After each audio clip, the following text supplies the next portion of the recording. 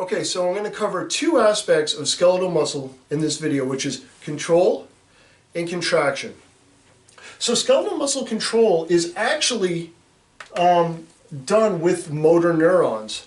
Now the motor neurons, they start in the spinal column and they project outward into our skeletal muscles. Now one motor neuron can attach to hundreds of muscle fibers, and it's how these motor neurons fire that gives us muscle control. So it gives us force. So we can paint a picture, or we can, punch a punching bag. So this control all happens with the motor neuron and not so much as with the muscle itself. So as you can see here, I'd already mentioned that the motor neurons originate from the spinal column, and then their terminal point, or the axon, rests in these skeletal muscle neuromuscular junctions. So here we have, as just highlighted, a signal that we voluntarily send to move a muscle in green. Now as this signal reaches the axon of the motor neuron, it causes calcium atoms to come into the axon and release these packets of acetylcholine. And these packets of acetylcholine come down into the synapse, which is the space between the end of the neuron and the beginning of the muscle, is what the synapse is here. It's the neuromuscular junction. And this acetylcholine comes down and binds to these, I have them in blue, these receptors on the muscle cell. Now when two acetylcholine molecules bind to a receptor, it allows sodium to come into the muscle, and this sodium causes the endoplasmic reticulum, which is a compartment in the muscle. It's pretty much a compartment in all cells in our body. So when the sodium enters into this muscle, it causes calcium atoms to be released from the endoplasmic reticulum. Okay, so let's pause here and go back. So each acetylcholine packet here, each packet that holds acetylcholine actually can hold up to 10,000 molecules of acetylcholine.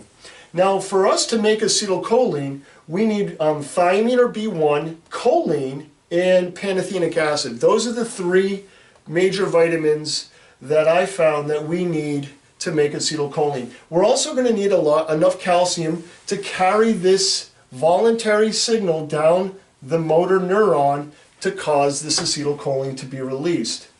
And here we're going to need calcium again in the muscle, in the endoplasmic reticulum. Okay, so let's pause that. That's how we control the muscle, by controlling how many motor neurons fire across the muscle fibers at once, giving us this delicate control that we have with our skeletal muscle. Okay, so we're going to pause that, and now we're going to look at an aspect inside the muscle cell where the contraction happens. So a skeletal muscle cell is made up of many myofibrils. Excuse me. And these myofibrils are made up of many sarcomeres. Now this is where we're going to focus, in the sarcomere, which makes up the myofibrils, and it's the myofibrils that make up one muscle cell. So inside these sarcomeres we have what are called thick filaments and thin filaments. And on either side here is what's called a Z-line, okay? Now these thick filaments are made up of myosin, these myosin heads actually. These are proteins. And these thin filaments right here are made up of actin, and these are also proteins. So basically with a muscle contraction, you can see how far these Z-lines are from one another. And now this is a resting muscle.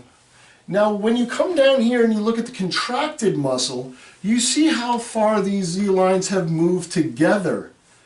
They've moved together up to 35%. And this is where the contraction of the muscle happens.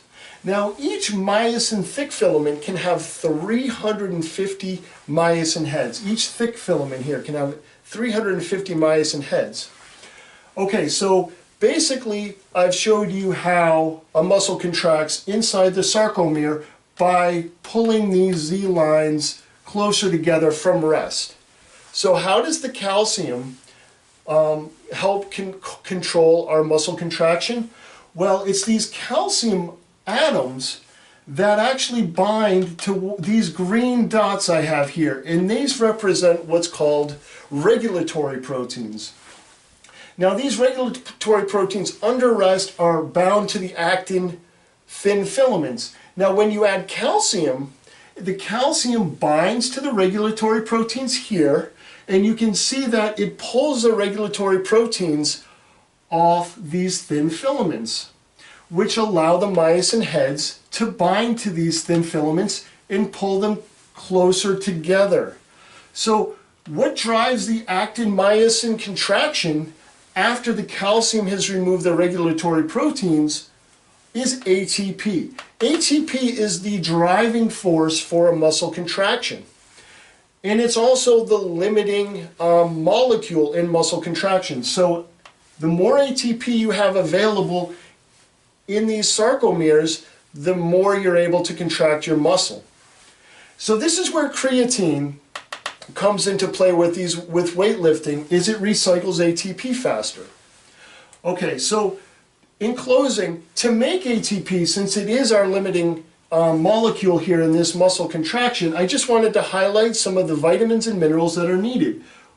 Glucose is generally the starting molecule to drive ATP synthesis, but we also need thiamine, niacin, sulfur, biotin, B2 or riboflavin, protein, iron, copper, and pantothenic acid as well.